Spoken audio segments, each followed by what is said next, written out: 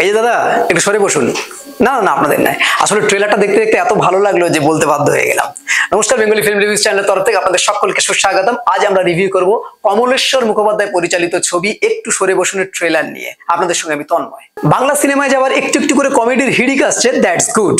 কিন্তু সবচেয়ে বড় কথা হচ্ছে যে পরিচালনাটা কে করছে এবং কিরকম ভাবে প্রেজেন্ট করছে সেটার উপর মেন ডিপেন্ড করছে ছবিটি কেমন হতে চলেছে। তো অবশ্যই আমরা ছবির জন্য অপেক্ষা করবো, কিন্তু ছোট করে গল্পটি যদি আপনাদেরকে বলি, সেক্ষেত্রে দেখা যাচ্ছে যে গ্রাম থেকে একটি ছেলে চাকরির সন্ধানে আসছে, এরপরে চাকরিটা পাচ্ছে কি পাচ্ছে না এবং তার সাথে জীবনে কি কি ঘটছে পুরোটা জানতে গেলে অবশ্যই একটু সরে বসুন ছবিটি আপনাদের দেখতে হবে। মুখ্য ভূমিকায় ঋত্বিক চক্রবর্তী, পাউলি দাম, রজতাভ দত্ত সহ আরো অন্যান্যরা আছে যারা আপনাদেরকে হাসিয়ে মারবে, এটা কিন্তু গ্যারান্টি। দেখুন, গ্রাম থেকে শহরে চাকরির খোঁজে আসা সেটা কিন্তু অনেক গল্পের মধ্যে আমরা দেখেছি, কিন্তু সেটাকে কোনো প্যানপ্যানানি কান্নার মধ্যে রানাকে সরাসরি একটা কমেডির মধ্যে নিয়ে চলে যাওয়া, এটাই কিন্তু এই স্টোরির একটা বড় অনন্যতা।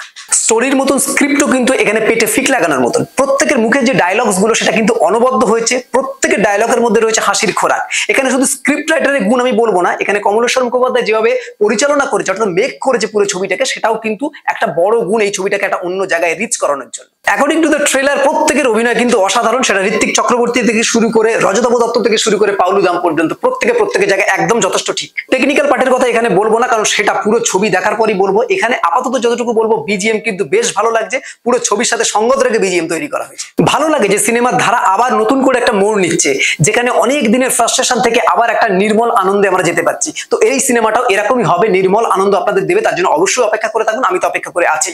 আর কেমন লাগলো অবশ্যই ছবিটি দেখে এসে কমেন্টে জানাবেন। এই হলো ওভারঅল রিভিউ। এরকম নতুন নতুন রিভিউ যাতে বেঙ্গলি ফিল্ম রিভিউজ দেখতে থাকুন, আপনাদের গুরুত্বপূর্ণ মতামত আমাদের কমেন্ট বক্সে অবশ্যই জানাবেন। বেঙ্গলি ফিল্ম রিভিউজ সোশ্যাল মিডিয়াতে সব জায়গায় অ্যাভেলেবেল আছে, আপনারা সেখানে আমাদের ফলো করতে পারেন। বাংলা সিনেমাকে এগিয়ে রাখুন, বাংলা সিনেমার পাশে থাকুন। Thanks for watching.